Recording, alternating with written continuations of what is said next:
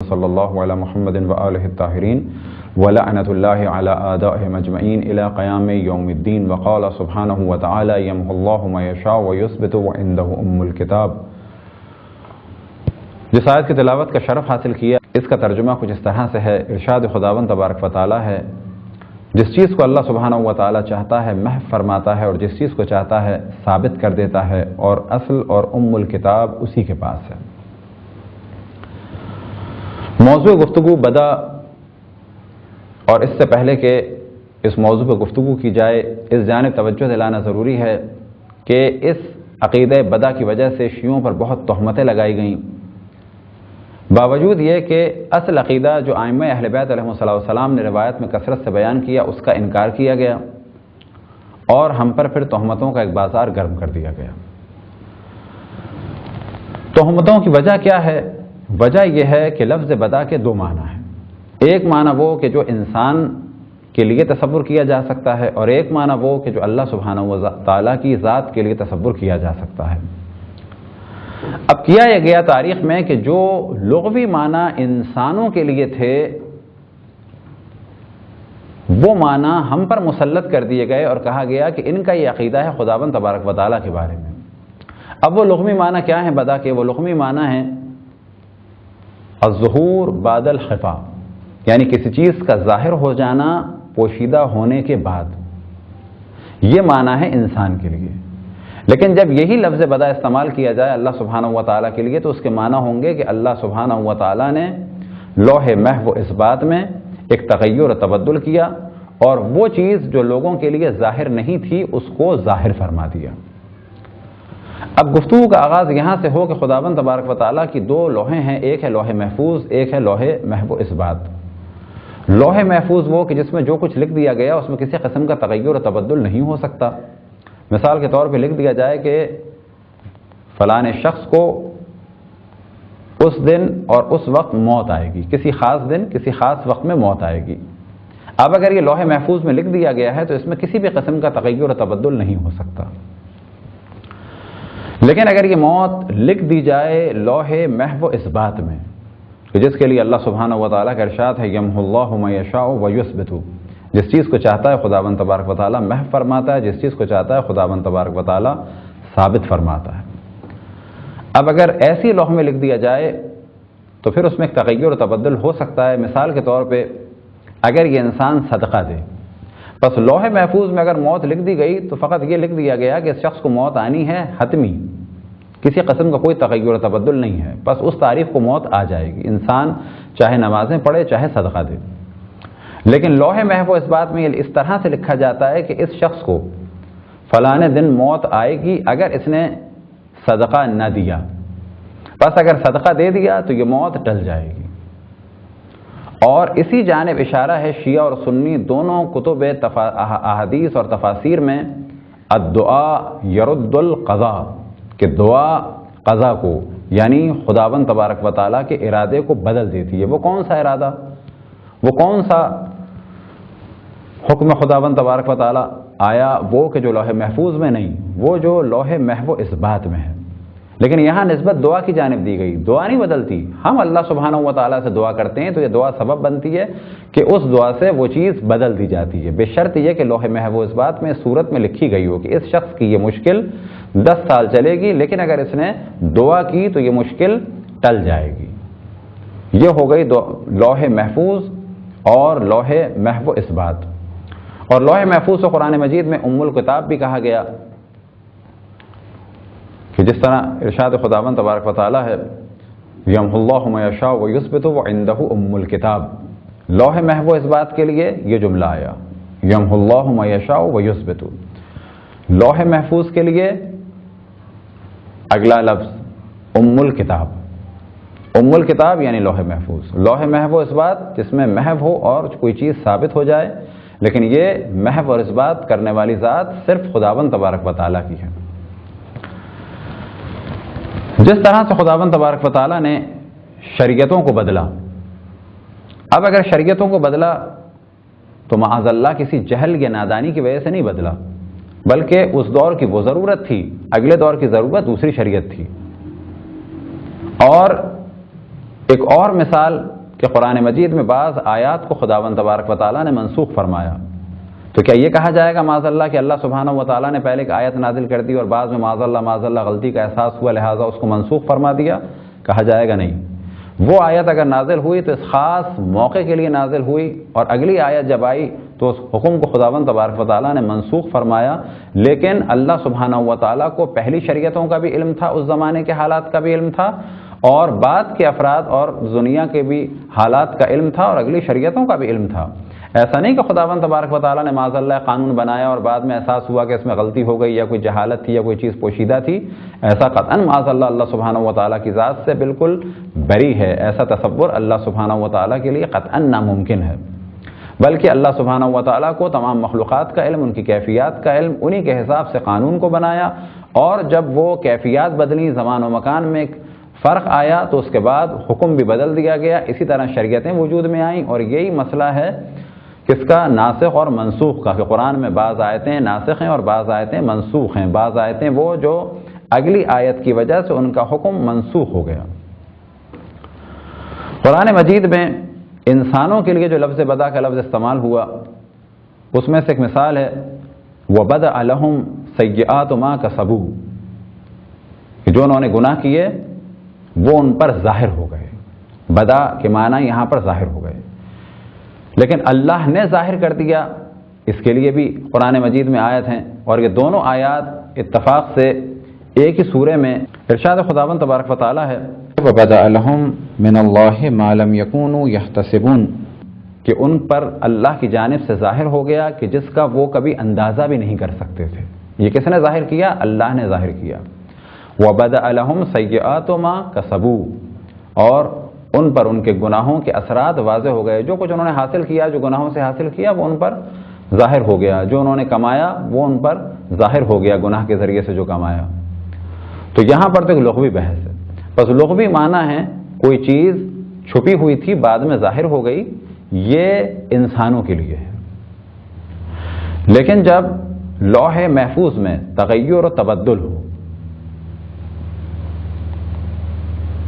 اور عالم میں کوئی چینج آئے تو کہا جائے گا کہ یہاں پر خداوند تبارک و تعالیٰ نے ظاہر کر دیا۔ کیا ظاہر کر دیا؟ کہ ہم نہیں جانتے تھے کہ ایسا ہوگا، ہم یہ سمجھ رہے تھے ایسا ہوگا، اللہ سبحانہ و تعالیٰ نے اس کو بدل دیا۔ کیا ایسی کوئی مثال ہے؟ قرآن مجید میں اس جانب اللہ سبحانہ و تعالیٰ نے توجہ دلائی۔ اب پہلے یہ ذہن میں رہے کہ یہ ہم پر ایک نظریہ مسلط کیا گیا کہ جیسا کہ ہم نے عرض کیا کہ انسانوں کے لیے جو لغوی معنی تھے کہ کوئی پوشیدہ چیز بعد میں ظاہر ہو جائے، یہ والے لغوی معنی کیونکہ ہماری کتاب میں لفظ بدا بار بار آیا تو اصل معنی جو اللہ سبحانہ و تعالیٰ کے لیے تھے ان معنی کو ہٹا کے لغوی معنی منسوب کر کے زبردستی شیعوں پر تھوپ دیے گئے، جبکہ قرآن مجید میں ایک ہی لفظ انسانوں کے لیے اور اللہ کے لیے الگ الگ معنی میں آیا۔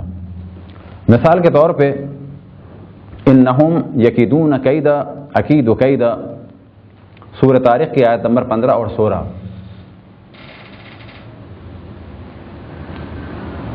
بتحقیق وہ لوگ تمہارے ساتھ چال چلتے ہیں، تمہارے خلاف سازش کرتے ہیں۔ عقید و قیدہ، ہم ان کے خلاف سازش کرتے ہیں اور ان کے خلاف چال چلتے ہیں۔ یہاں پر قید یعنی سازش کی نسبت پہلے مرحلے میں کفار و منافقین کی جانب ہے، انہم یکیدون قیدا، اور دوسرے مرحلے میں اسی قید کی نسبت یعنی سازش کی نسبت، جال سازی کی نسبت، دھوکہ دہی کی نسبت، ایک سازش کی نسبت کس کی جانب ہے؟ اللہ سبحانہ و تعالیٰ کی جانب۔ کیا اب اس کا ترجمہ یہ کیا جائے گا کہ وہ سازش کرتے ہیں تمہارے ساتھ، ہم سازش کرتے ہیں ان کے ساتھ، وہ چال چلتے ہیں تمہارے ساتھ، ہم چال چلتے ہیں ان کے ساتھ، اور بعد میں کہا جائے کہ جی مسلمان قائل ہیں اس بات کے کہ اللہ سبحانہ و تعالیٰ معاذ اللہ سازشی کام کرتا ہے؟ کہا جائے گا یہاں پر لفظ قید جب انسانوں کے لیے ہے تو وہ استعمال ہوگا کہ یہ سازش کرتے ہیں، لیکن جب یہ عقید و قیدہ میں اللہ سبحانہ و تعالیٰ کے لیے استعمال ہوگا تو کہا جائے گا کہ اللہ سبحانہ و تعالیٰ سازش کو باطل فرماتا ہے۔ اسی طریقے سے قرآن مجید میں اللہ سبحانہ و تعالیٰ کا ارشاد ہے ان المنافقین یخادعون اللہ وَهُوَ خَادِعُهُمْ، کہ بتحقیق منافق اللہ کو دھوکہ دیتے ہیں۔ اب اگر اس آیت کو دیکھا جائے تو دو احتمالات، کیا اللہ کو دھوکہ دیا جا سکتا ہے؟ نہ، منافقین دھوکہ دینے کا تصور کرتے ہیں، اللہ کو کوئی دھوکہ نہیں دے سکتا۔ دھوکہ اس کو دیا جا سکتا ہے کہ جو جہالت میں ہو، یہ منافقین سوچ رہے ہیں کہ اللہ کو دھوکہ دے رہے ہیں۔ بعد میں اللہ سبحانہ وتعالیٰ نے ارشاد فرمایا وَهُوَ خَادِعُهُمْ، جبکہ اللہ انہیں دھوکہ دے رہا ہے۔ اب یہاں دھوکے کی نسبت اللہ کی جانب ہے، کیا معاذ اللہ دھوکہ دے سکتا ہے؟ کہا جائے گا نہیں۔ جب لفظ خدع یعنی دھوکہ استعمال ہو انسانوں کے لیے تو وہ دھوکے کے معنی میں ہوگا، اور جب کہا جائے کہ دھوکہ اللہ کے لیے استعمال ہو یہ لفظ خدع، تو کہا جائے گا کہ یہاں پر ان کے دھوکے کو ختم کرنا، یا بالفاظ دیگر وہ اللہ کو دھوکہ دینے کا سوچ رہے تھے، اللہ نے انہیں انہی کے حال میں محو کر دیا، وہ اسی میں اپنے بھٹک رہے ہیں، نہ کہ اللہ سبحانہ وتعالیٰ دھوکہ دے رہا ہے۔ اللہ سبحانہ وتعالیٰ بری ہے، جبکہ یہ الفاظ قرآن مجید میں اللہ سبحانہ وتعالیٰ کے لیے آئے، اور تمام مسلمان ان معنی کی تعویل کرتے ہیں۔ کیوں؟ کہ یہ وہ الفاظ ہیں کہ جس سے اللہ سبحانہ وتعالیٰ کی توہین ہوگی۔ بعض محاورے ملتے ہیں اور زبانوں میں بھی، مثال کے طور پہ کہا جاتا ہے اللہ کی لاٹھی بے آواز ہے، اس سے کیا مراد؟ کہ معاذ اللہ سبحانہ وتعالیٰ کے ہاتھ میں کوئی لاٹھی ہے، کہ اللہ سبحانہ وتعالیٰ جو ہے کوئی چلنے کی کوئی پرابلم ہے جو لاٹھی ہاتھ میں؟ کہا جائے گا نا، یہ ایک محاورہ ہے۔ کیا مراد اللہ سبحانہ وتعالیٰ کی لاٹھی بے آواز ہے؟ اس کے معنی یہ ہے کہ عام آدمی جب آتا ہے تو اس کی لاٹھی میں آواز ہوتی ہے، جب اللہ سبحانہ وتعالیٰ کا عذاب آئے گا تو کوئی آواز نہیں ہوگی۔ یہ جو شخص ظلم کر رہا ہے اور اللہ کو فراموش کیا ہوا ہے، اچانک اس کے اوپر عذاب آئے گا بغیر کسی اطلاع کے، یہ ہے مراد اس محاورے کا۔ خیر، یہاں ہمارا اردو محاوروں سے کوئی تعلق نہیں، گو کہ محاوروں کے ذریعے سے بہت ساری چیزیں سمجھ میں آ جاتی ہیں، لیکن یہاں پر خداوند تبارک و تعالیٰ نے مجازی الفاظ استعمال کیے اللہ سبحانہ و تعالیٰ کے لیے۔ اسی طرح سے ارشاد خداوند تبارک و تعالیٰ ہے سورۃ توبہ میں، نسوا اللہ فنسیہم، انہوں نے اللہ کو بھلا دیا، اللہ نے انہیں بھلا دیا۔ تو کیا یہاں پر بھول کی نسبت انسان کی جانب تو بالکل صحیح ہے کہ انہوں نے اللہ کو بھلا دیا، کیا یہ ممکن ہے کہ اللہ سبحانہ و تعالیٰ کی جانب نسبت دی جائے کہ اللہ نے بھلا دیا؟ بلکہ یہاں پر بھلانے کے معنی ہے انہوں نے اللہ کو بھلا دیا، اللہ نے ان کو ان کے حال پہ چھوڑ دیا، نہ یہ کہ اللہ نے بھلا دیا۔ کیا یہاں پر یہ کہا جا سکتا ہے کہ کوئی مسلمان اس وقت اس چیز کے عقیدے کا اس عقیدے کا قائل ہے کہ اللہ سبحانہ و تعالیٰ میں بھول اور چوک ہے؟ کہا جائے گا نہیں۔ یہاں پر لفظ نسیان اللہ سبحانہ و تعالیٰ کے لیے استعمال ہوا ہے، لیکن حقیقتاً نہیں، مجازاً۔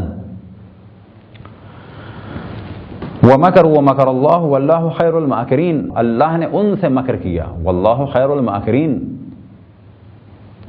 تو یہاں پر آیا مکر اور فریب کی نسبت انسانوں کی جانب دی جا سکتی ہے کہ انسانوں نے مکر کیا، لیکن وَمَكَرَ اللَّهُ، اللہ نے مکر کیا، تو کیا اللہ سبحانہ و تعالیٰ کو کہا جا سکتا ہے کہ اللہ جو ہے وہ فریب دینے والا ہے؟ تو یہاں پر بھی معنی یہ ہے ان لوگوں نے فریب دیا، اللہ نے ان کے فریب کو باطل کیا، اللہ نے ان کے فریب کو ختم کر دیا، یہ لوگ اپنے فریب میں خود بخود گھر گئے۔ واللہ خیر الماکرین، کیا معاذ اللہ اس کا ترجمہ یہ کیا جا سکتا ہے کہ اللہ سب سے بہتر فریب دینے والا ہے؟ قطعاً ایسے معنی نہیں لیے جا سکتے۔ بس یہ ذہن میں رہے کہ اللہ سبحانہ و تعالیٰ کے لیے قرآن مجید میں بھی مجازی معنی آئے، بالکل ایسے ہی روایات میں بھی آئے، روایات شیعہ میں بھی آئے، روایات اہل سنت میں بھی آئے۔ روایات شیعہ میں کہاں پر آیا؟ مثال کے طور پہ بدا کی نسبت اللہ کی جانب آیا، روایات اہل سنت میں بدا کی نسبت اللہ کی جانب ہے، تو کہا جائے گا ہاں۔ صحیح بخاری میں کتاب بدل خلق یعنی مخلوقات کی خلقت، یہ اس کا اصل ایڈریس ہے، اور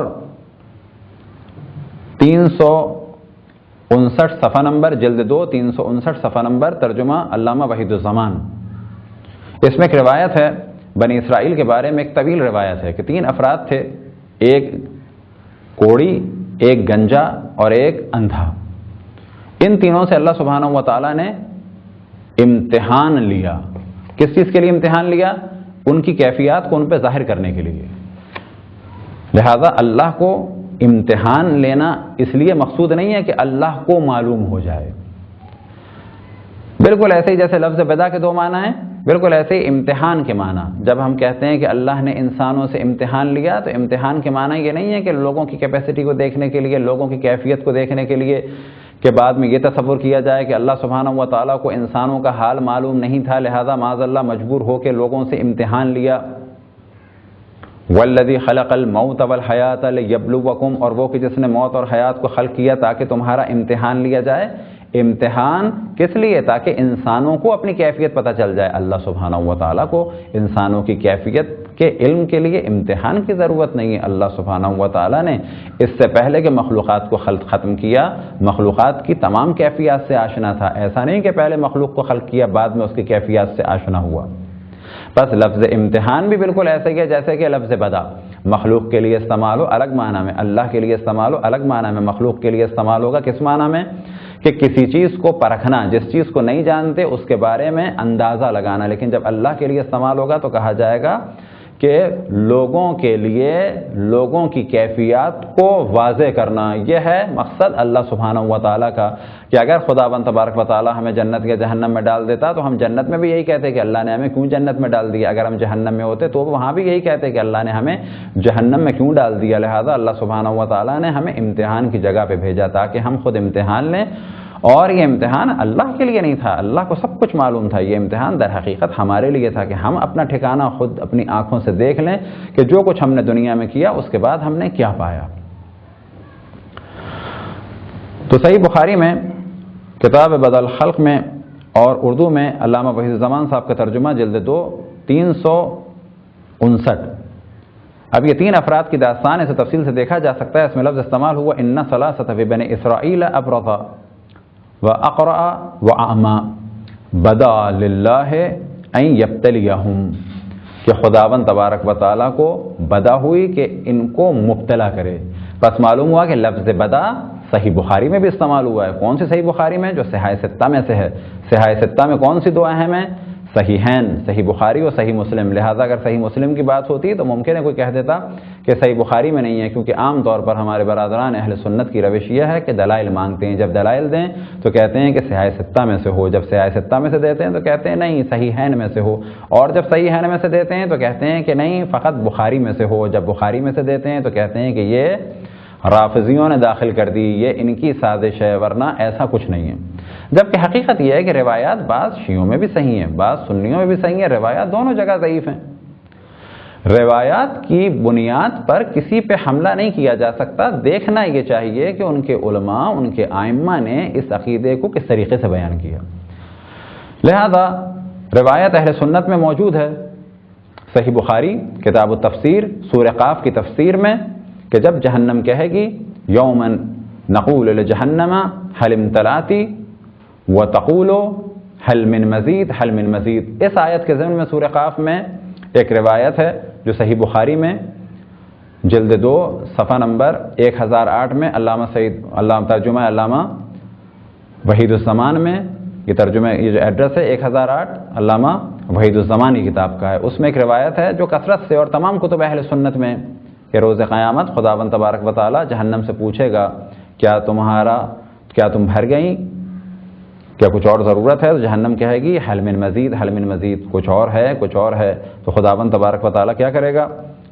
یہ پوری روایت ہے، حل امتلاتی تقول حل من مزید فیضع الرب تبارک و تعالیٰ قدمہ علیہا فتقول قط قط۔ جب جہنم کہے گی اور دے تو خداوند تبارک و تعالیٰ معاذ اللہ جو روایت صحیح بخاری میں ہے، معاذ اللہ خداوند تبارک و تعالیٰ اپنی ٹانگ جہنم پہ رکھ دے گا، آگ میں ڈال دے گا۔ اس کے بعد جہنم کیا کہے گی؟ قط بس بس بس بس۔ اب اگر روایت موجود ہے تو ہم اتنی گنجائش دیتے ہیں اپنے برادران اہل سنت کو کہ وہ اگر کہیں کہ بھئی یہ روایت ضعیف ہے یا اس روایت کی تعویل کی جائے گی، تو ہم جب اتنی اجازت دیتے ہیں تو یہ کیا وجہ ہے کہ ہمیں اجازت نہ دی جائے، جبکہ اللہ سبحانہ و تعالیٰ کے بارے میں ایک سے ایک عجیب و غریب روایات اور رسول اللہ صلی اللہ علیہ وسلم کے بارے میں ایک سے ایک توہین آمیز روایات صحیح بخاری میں موجود ہیں۔ لیکن ہم یہ گنجائش دیتے ہیں کہ اگر وہ کہیں کہ روایات ضعیف ہیں تو پھر بھی ہم کہتے ہیں چلو یہ مسلمان ہیں، ان کا یہ مقصد نہیں ہے، روایتیں آ گئی ہیں، یہ بے شک نہیں مانتے، کیا کیا توہین آمیز روایتیں صحیح بخاری میں ہیں، لیکن ہم گنجائش دیتے ہیں۔ لیکن کتنا ظلم ہے کہ لفظ بدا کے دو معنی ہیں۔ اب یہ دیکھنا ہے کہ آیا اہل بیت علیہم الصلوۃ والسلام نے لفظ بدا کے لیے کچھ فرمایا ہے، آیا بدا کے عقیدے کے بارے میں فرمایا ہے؟ ہم شیعہ اگر کہتے ہیں اللہ کے لیے بدا تو اس کے قطعاً معنی یہ نہیں ہے کہ پہلے اللہ کو معلوم نہیں تھا بعد میں معلوم ہو گیا، یہ معنی ہے انسانوں کے لیے۔ اللہ کے لیے کیا معنی ہے؟ اللہ کے لیے معنی ہے کہ اللہ نے انسانوں پر لوح میں جب کوئی تغیر و تبدل ظاہر کیا تو انسانوں پر کچھ چیزیں ظاہر کر دی، مثال کے طور پہ ایسا ہونا تھا ایسا ہو گیا۔ پہلا مرحلہ یہ قرآن مجید میں اللہ سبحانہ و تعالیٰ کے علم کے لیے ارشاد ہے ان اللہ لا یخفی علیہ شیء فی الارض ولا فی السماء، آل عمران آیت نمبر 5 کے بتحقیق اللہ کے لیے زمین و آسمان کی کوئی بھی چیز پوشیدہ نہیں ہے۔ اسی طریقے سے ارشاد ہوا سورہ ابراہیم میں آیت نمبر 38 میں وما یخفی علی اللہ من شیء فی الارض ولا فی السماء، خداوند تبارک و تعالیٰ کے لیے زمین و آسمان کی کوئی شے بھی مخفی نہیں ہے۔ مولا علی علیہ السلام خطبے میں ارشاد فرماتے ہیں نہج البلاغہ میں خطبہ نمبر 105 میں کل سر عندک علانیہ، ہر راز جو ہمارے نزدیک راز ہے وہ تیرے نزدیک آشکار ہے، وکل غیب عندک شہادہ، اور ہر غیب تیرے نزدیک ظاہر ہے۔ یہاں پر آپ ایک دیکھیں لفظ غیب، وعندہ علم الغیب، جب یہ کہا جاتا ہے اللہ سبحانہ و تعالیٰ کو غیب ہے، کیا واقعا اللہ کے لیے کوئی چیز غیب ہے؟ یاد رکھیں وہ غیب ہمارے لیے ہے، اس غیب کا علم اللہ کو ہے، اللہ کو کوئی غیب نہیں ہے، اللہ کے لیے کوئی چیز غائب نہیں، اللہ کے لیے ہر چیز حاضر ہے، اللہ کے لیے ہر چیز علم حضوری رکھتی ہے۔ علم حضوری کی مثال کیا دی جا سکتی ہے؟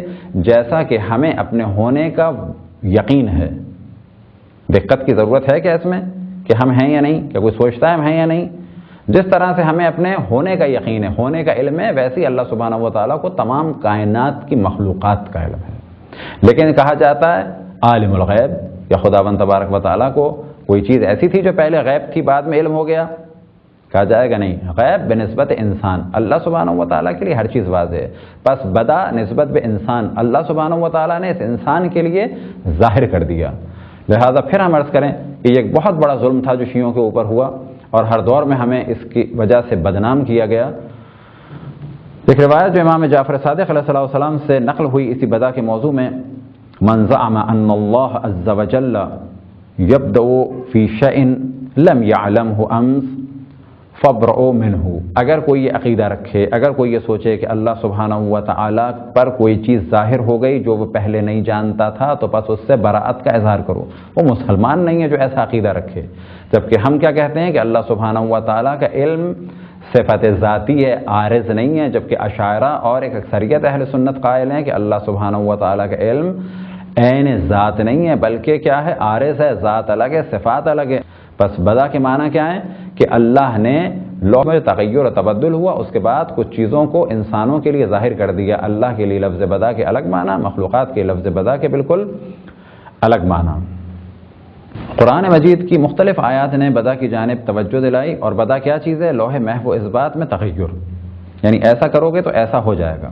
مثال کے طور پہ اللہ سبحانہ و تعالیٰ کا ارشاد ہے ان اللہ لا یغیر ما بقوم حتی یغیروا ما بانفسہم، خداوند تبارک و تعالیٰ اس قوم کے حالات کو نہیں بدلتا جب تک وہ خود اپنے حالات نہ بدلیں۔ پس خداوند تبارک و تعالیٰ نے لوح میں لکھا ہوا ہے کہ اگر یہ اپنے حالات کو بدلیں گے تو ہم ان کے حالات کو بدل دیں گے، اور اگر یہ اپنے حالات کو نہیں بدلیں گے تو ہم ان کے حالات کو نہیں بدلیں گے۔ وہ حالات بدلنا مادی اعتبار سے بھی ہے کہ ہم دنیا میں کوشش کریں، اور وہ دعاؤں کے ذریعے سے بھی ہے۔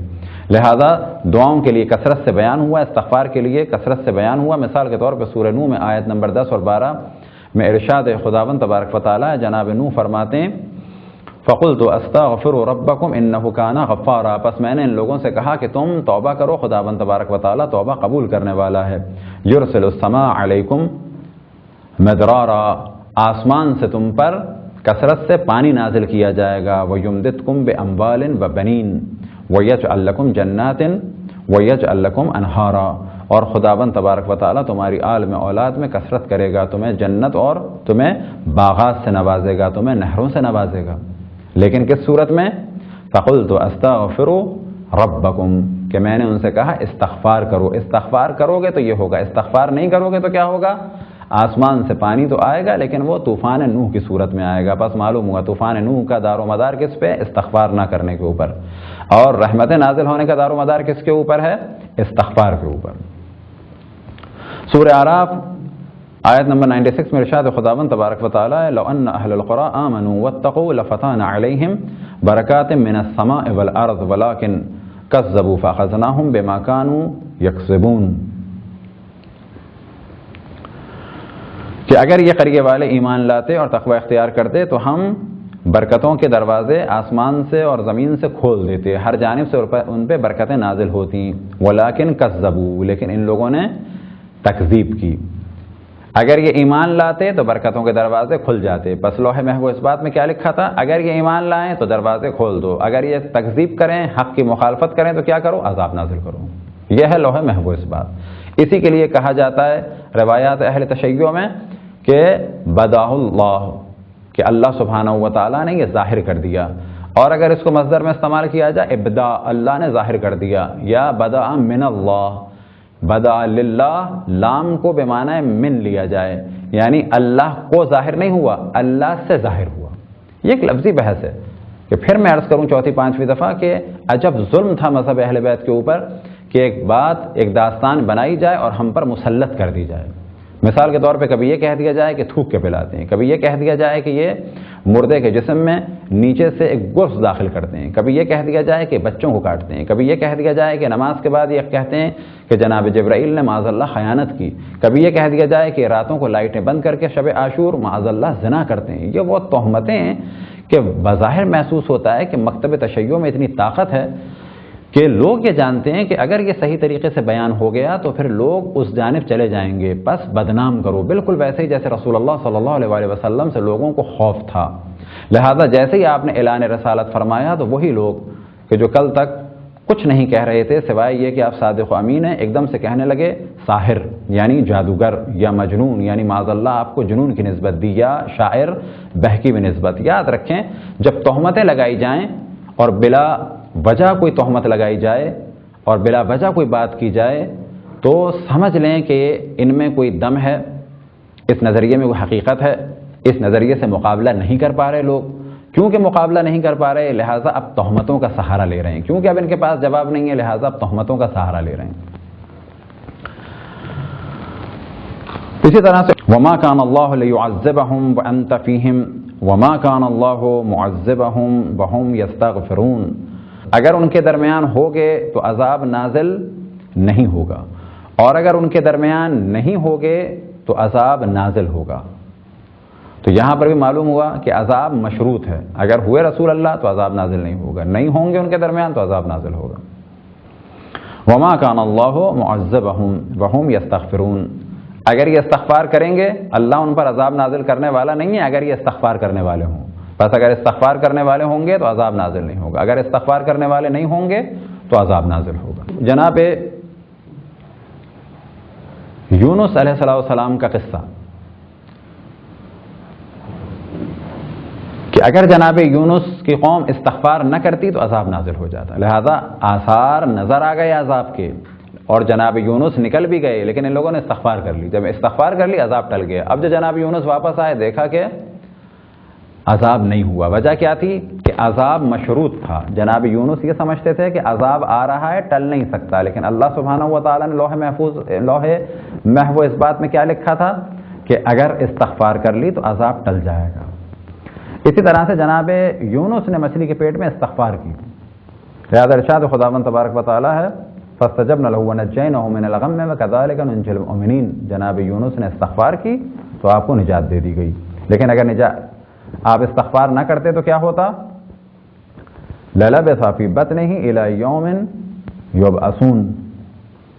جناب یونس مچھلی کے پیٹ میں رہتے قیامت تک کے لیے.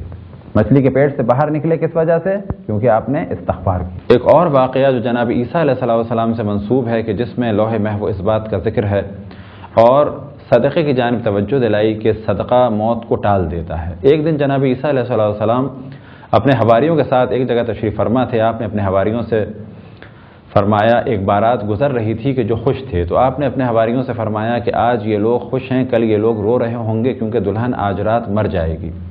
اگلا دن نمودار ہوا اور حواریوں نے جناب عیسیٰ علیہ السلام کی توجہ اس جانب دلوائی کہ کل آپ نے فرمایا تھا کہ دلہن مر جائے گی، دلہن ابھی تک نہیں مری۔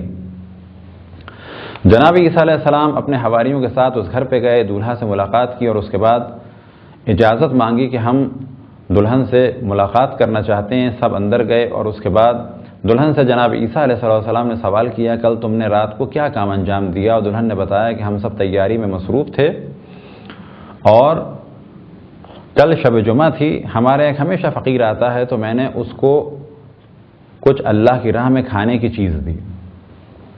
جناب عیسیٰ علیہ السلام نے فرمایا کہ تم اٹھو اپنی جگہ سے۔ جیسی وہ اٹھی تو کیا دیکھا کہ وہاں پر ایک سیاہ رنگ کا خطرناک سانپ ہے جو اپنی دم ہلا رہا ہے۔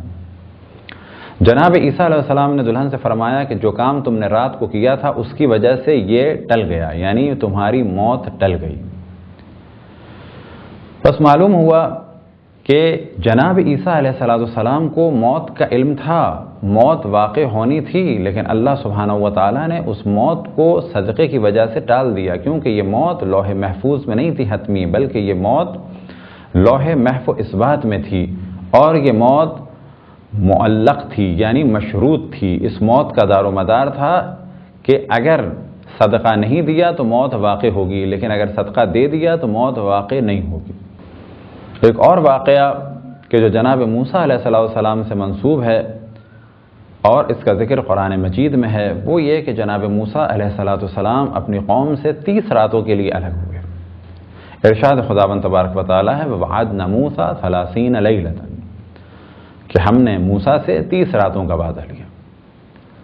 وَأَتْمَمْنَاهَا بِعَشْرٍ، 30 راتوں کا وعدہ تھا، 30 راتوں کے لیے گئے، جناب ہارون کو 30 راتوں کا کہہ کے گئے، اپنی قوم کو 30 راتوں کا کہہ کے گئے، لیکن آخر میں یہ 30 راتیں نہیں رہیں، بلکہ ارشاد خداوند تبارک و تعالیٰ ہے وَأَتْمَمْنَاهَا بِعَشْرٍ، کہ اس پہ خداوند تبارک و تعالیٰ نے مزید 10 راتوں کا اضافہ کر دیا۔ تو یہاں پر اللہ نے حکم کو بدل دیا، پہلے 30 راتیں تھیں، بعد میں 40 راتیں۔ پہلے بھی ہم نے توجہ دلائی اور مثالوں میں بھی اس چیز کو بیان کیا کہ صدقے کے ذریعے سے، دعا کے ذریعے سے اور اسی طرح سے صلہ رحم اور نیکیوں کے ذریعے سے، کبھی کسی کو خوش کرنے کے ذریعے سے، کبھی کسی کے غم کو کم کرنے کے ذریعے سے، کبھی کسی کی مشکل کو حل کرنے کے ذریعے سے انسان کی بہت ساری بلائیں ٹل جاتی ہیں۔ لیکن اس واقعے میں، جناب موسیٰ کے واقعے میں، قوم کے حالات اور واقعات خداوند تبارک و تعالیٰ کے مد نظر تھے، لہذا 30 راتوں کا وعدہ لیا اور قوم کا امتحان لینے کے لیے مزید 10 راتوں کا اضافہ فرمایا۔ اب یہ امتحان، جیسا کہ پہلے بھی ہم نے عرض کی کہ امتحان اس لیے نہیں ہے کہ اللہ کو کوئی چیز واضح ہو جائے معاذ اللہ، بلکہ یہ امتحان اس لیے ہے کہ خود جن کا امتحان ہو انہیں اپنی کیفیت کا اندازہ ہو جائے کہ اگر ہم پر مشکل آئے، اگر کوئی وقت آئے تو ہماری کیا کیفیت ہوگی۔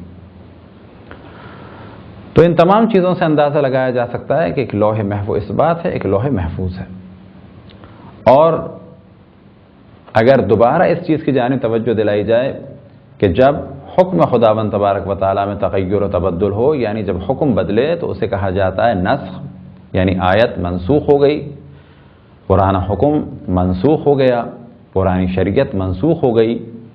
اور جب دنیا میں یا کائنات میں یا انسانوں سے یا مخلوقات کے حوالے سے جب حکم بدلے تو اسے کہا جاتا ہے بدا۔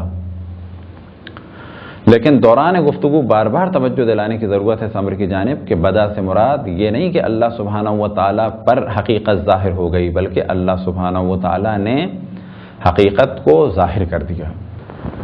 یہ چند آیات ہیں اور ساتھ میں روایات ہیں۔ روایات میں کثرت سے جانب توجہ دلائی، مثال کے طور پہ کتب شیعہ میں بھی ہے، کتب اہل سنت میں بھی ہے۔ ان الدعاء یرد القضاء، کہ امام جعفر صادق علیہ السلام سے روایت نقل ہوئی کہ بتحقیق دعا قضا کو پلٹ دیتی ہے، یعنی خداوند تبارک و تعالیٰ نے اگر ایک حکم صادر فرما دیا ہے، کہاں پر؟ لوح محفوظ میں نہیں، لوح محو اثبات میں، اگر دعا کی تو وہ چیز پلٹ سکتی ہے۔ مثال کے طور پہ کیا لکھا ہے کہ اللہ نے یہ حکم صادر فرما دیا اس شخص کو موت آنی ہے، لیکن اگر اس نے دعا کی تو یہ حکم ٹل جائے گا، اگر دعا نہیں کی تو یہ حکم اپنی جگہ پہ باقی رہے گا، اس شخص کو موت آ جائے گی۔ بالکل ایسے ہی روایات مثال کے طور پہ جناب ابو ہریرہ سے نقل ہوئی، یا لا يرد القضاء الا الدعاء، کہ قضا کو کوئی چیز نہیں پلٹ سکتی مگر یہ کہ دعا۔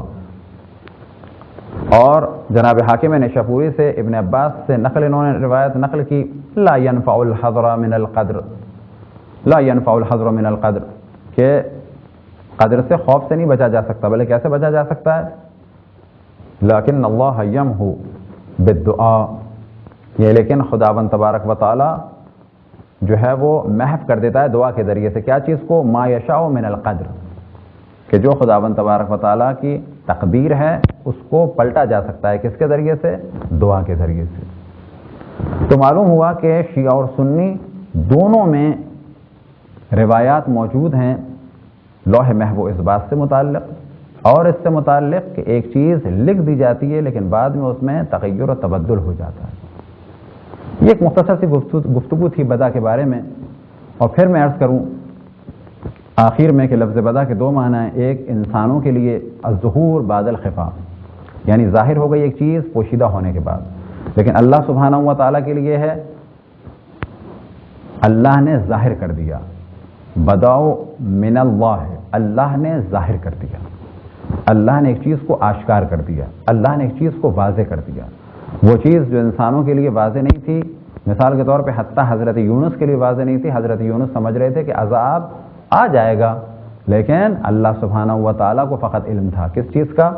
لوح محو اثبات کا، کہ اگر یہ استغفار کریں گے تو ٹال دیا جائے، یعنی اللہ سبحانہ و تعالیٰ نے واضح کر دیا، اللہ سبحانہ و تعالیٰ نے وہ چیز کہ جس کو سوچا جا رہا تھا کہ یہ ہونی ہے اس کے برعکس کچھ اور ہو گیا، اور اس کا تعلق ہے لوح محو اثبات سے۔ تو اس جانب ہم نے پہلے بھی تفصیل سے توجہ دلائی کہ انسان کے لیے لفظ بدا الگ معنی میں ہے اور اللہ سبحانہ و تعالیٰ کے لیے لفظ بدا الگ معنی میں ہے۔ جو دلائل ہمارے برادران اہل سنت نسخ شریعت کے بارے میں دیتے ہیں کہ وہ نسخ شریعت کہ جس کے ہم بھی قائل ہیں، یعنی شیعہ اور برادران اہل سنت بھی قائل ہیں، کیا یہ ممکن ہے کہ نسخ کے بارے میں یہ سوچا جائے کہ اللہ سبحانہ و تعالیٰ کو معلوم نہیں تھا لہذا آیت کو بعد میں بدل دیا، یا یہ پہلا والا حکم تھا بعد میں صحیح حکم آیا؟ کہا جائے گا نہیں۔ جو دلائل نسخ کے بارے میں ہیں، قانون میں نسخ کے بارے میں، وہی دلائل عالم تکوین میں، عالم مادہ میں یا دنیا میں یا انسانوں سے متعلق جب فیصلے بدلیں تو اسے کہا جاتا ہے بدا۔ خداوند تبارک و تعالیٰ سے دعا ہے کہ ہم سب کو، تمام مسلمانوں کو اتفاق اور اتحاد سے رہنے اور ایک دوسرے پر تہمتوں سے محفوظ رہنے کی توفیق عطا فرمائے۔ وصلی اللہ علی محمد و آلہ الطاہرین۔